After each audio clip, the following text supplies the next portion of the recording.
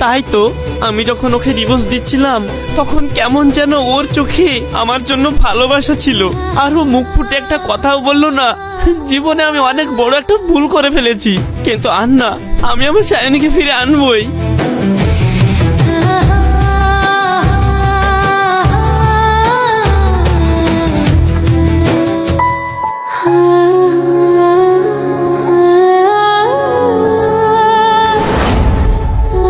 সায়নী, কি ব্যাপার? তুমি তুমি আবার কেন এসেছো?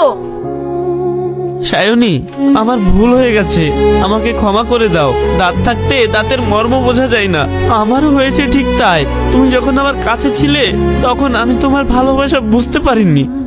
বিশ্বাস করো সায়নী, তোমাকে হারানোর পরে আমি বুঝতে পেরেছি আমার জীবনে তোমার মূল্য কতটা। প্লিজ সায়নী, আমাকে তুমি ক্ষমা করে দাও, দিয়ে চলো তুমি আমার বাড়ি। Rashid, just wow! আমি তো জানতাম তুমি টুকটাক নাটক জানো, কিন্তু এখন তো দেখছি তোমাকে অভিনয়ের জন্য সোজাসুজি অস্কার দেওয়া দরকার। আমি তোমাকে ভালোবাসি, তুমি বিশ্বাস করছো না তো? দেখো, আমি কিন্তু এক্ষুনি দেওয়ালে মাথা ঠুকে মাথা ফাটিয়ে ফেলবো। দেখো, আমি অনেকজনকেই দেখেছি এরকম বলতে, তাই প্লিজ তুমি আমার সামনে এরকম নাটক করো না। বিশ্বাস করছো না তো? এটা তুমি কি করলে? তুমি কি পাগল হয়ে গেছো?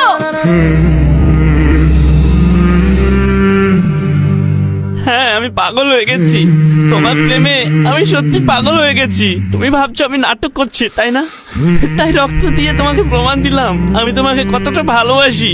দেখো সায়নী, তুমি যদি আমার না হও তবে এই জীবন রেখে আমার কোনো লাভ নেই, তার চেয়ে মরে যাওয়া অনেক ভালো। আর কখনো এরকম কথা বলবে না। তুমি মরে গেলে আমি কাকে নিয়ে থাকবো? চলো চলো, তোমাকে ডক্টরের কাছে নিয়ে যাই। ভালোবাসার মানুষকে হারিয়ে খোঁজার চাইতে যখন মানুষটি পাশে থাকে তখন তাকে ভালোবাসার মর্যাদা দেওয়া উচিত।